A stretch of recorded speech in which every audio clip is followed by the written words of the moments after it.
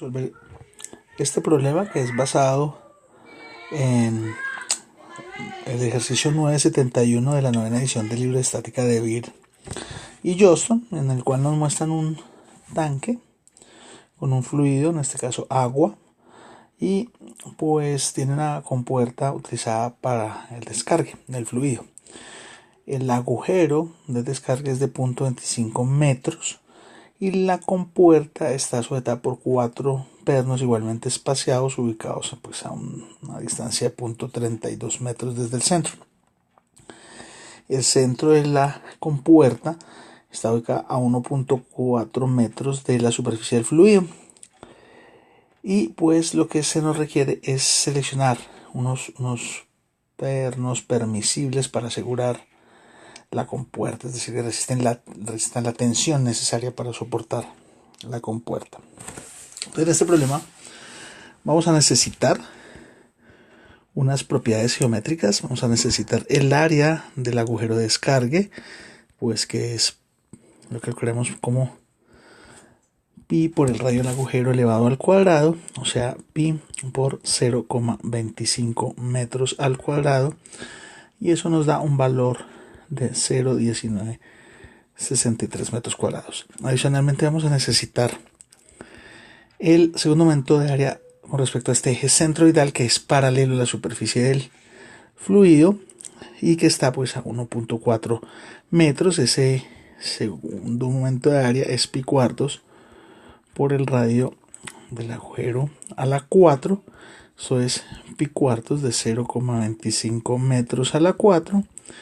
Y pues ese resultado nos dará 3,067 por 10 a la menos 3 metros a la 4. ¿Por qué necesitamos estas dos cantidades geométricas importantes?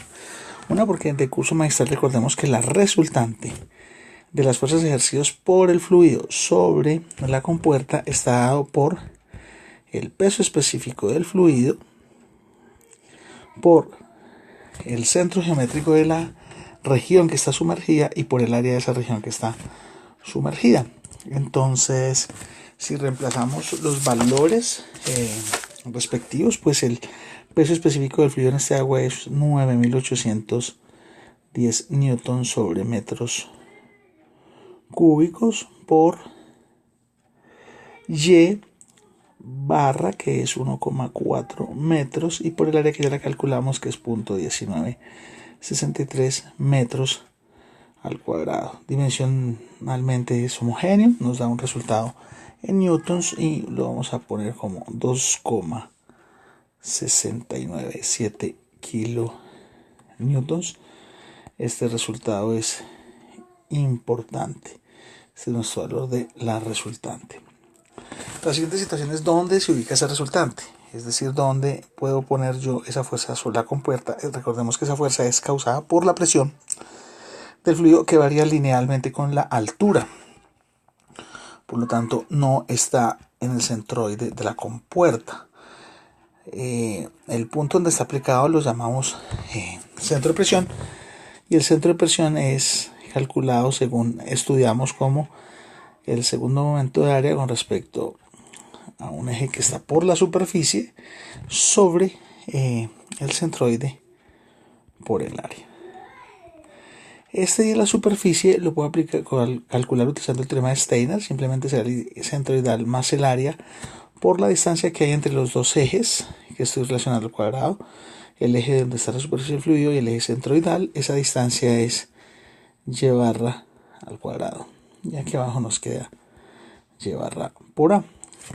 Entonces, pues ya tenemos valores. Esto es 3,067 por 10 a la menos 3 metros a la 4 más 0.1963 metros al cuadrado por 1,4 metros todo elevado al cuadrado sobre 1,4 metros por el área, que son 0,1963 metros al cuadrado.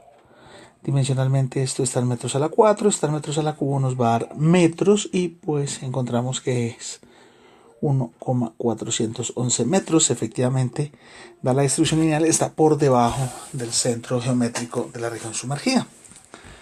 Este valor también resulta muy importante porque nos ubica donde está la resultante R, punto llamado centro de presión. Entonces, lo que vamos a hacer ahora es un diagrama de cuerpo libre de la cubierta y lo vamos a mirar lateralmente. Entonces vamos a poner un eje que implique la superficie del fluido y pues por aquí va a estar nuestra compuerta. Esa compuerta va a tener un centroide que está a una distancia y barra igual a 1,4 metros, pero también va a tener por debajo un centro de presión que va a estar a una distancia YP de 1,411 metros, marcando una diferencia entre esos dos valores de 0,011 metros. Y bien, recuerden que por acá va a haber un agujero donde está un perno y por acá va a haber un agujero donde está el otro perno. Esta distancia entre los agujeros la vamos a llamar D y esta distancia al centro de ese agujero también la vamos a llamar D. Y lo que tenemos son pues R, pero R está aplicada sobre el centro de presión, o sea, por acá estará R. Arriba tendremos aplicada la reacción del perno, la vamos a llamar 2 veces la fuerza en el punto A. Recuerden que el perno B está igualmente espaciado detrás de esta, por eso colocó 2 veces, y abajo lo mismo, vamos a poner 2 veces fuerza en C. Y pues si tenemos en cuenta sumatorias de momentos, ecuaciones de equilibrio, entonces vamos a ver aquí from this, pues la sumatoria de momentos alrededor del punto C debe ser igual a 0, la sumatoria de momentos alrededor de este punto. Eso nos explicará que R, esa distancia R, y ese momento va a ser negativo, y por la distancia que tenemos cubierto, pues va a ser la distancia D menos 0,011 metros y más 2 veces FA por la distancia, que la distancia es 2D, 2 veces D debe ser igual a 0. La pregunta ahora es ¿quién es D? Pero esa es fácil porque recordemos que si esta es la placa, aquí están igualmente espaciados los agujeros para poner los pernos y esta distancia es 0,32 metros.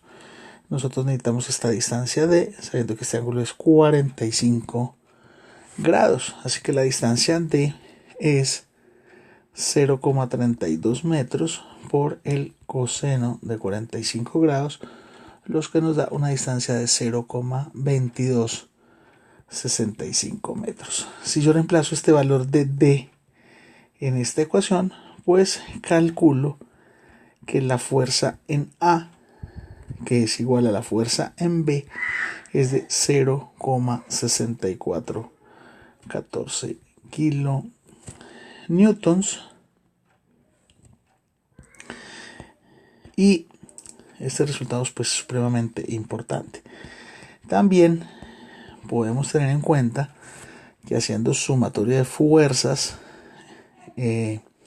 igual a 0 en la dirección horizontal, pues vamos a obtener que 2FA más 2FC menos R es igual a 0, y ahí podemos encontrar que FC es igual a FD y es igual a 0,7071 kilonewtons.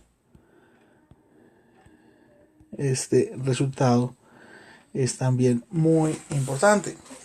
Miren entonces que las fuerzas en estos pernos, que son C y D, son más altas que las fuerzas en estos pernos que son A y B, obviamente por la distribución de la presión. Es decir, que estas fuerzas son mayores, estas fuerzas son las necesarias para el diseño. Ya lo que viene es escoger un material que permita la resistencia específica, seleccionar un diámetro de perno que permita que estos valores sean resistidos, y pues entonces, si esta es la sección del perno, el perno estará a tensión, es decir, todos los esfuerzos los consideraremos como uniformes. Se generarán esfuerzos normales y esfuerzos normales que sean iguales a la fuerza sobre el área. Entonces, bien, como tenemos el valor de fuerza, entonces tenemos dos situaciones: o ponemos el área y escogemos un valor de sigma, o escogemos un valor de sigma y seleccionamos el área. Entonces, vamos a suponer que escogemos un valor de sigma apropiado. Vamos a escoger un valor de sigma de 380 megapascales. Esto es para un perno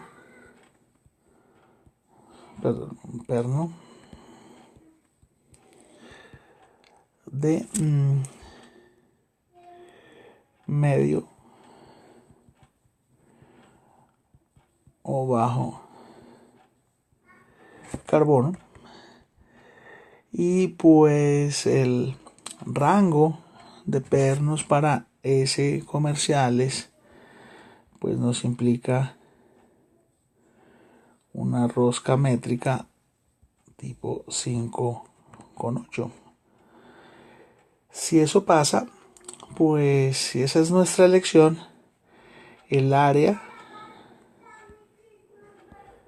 será calculada como la fuerza sobre el esfuerzo, o sea que esto es 0,7071 kilonewtons sobre pues 380 megapascales, lo que nos genera un área específica de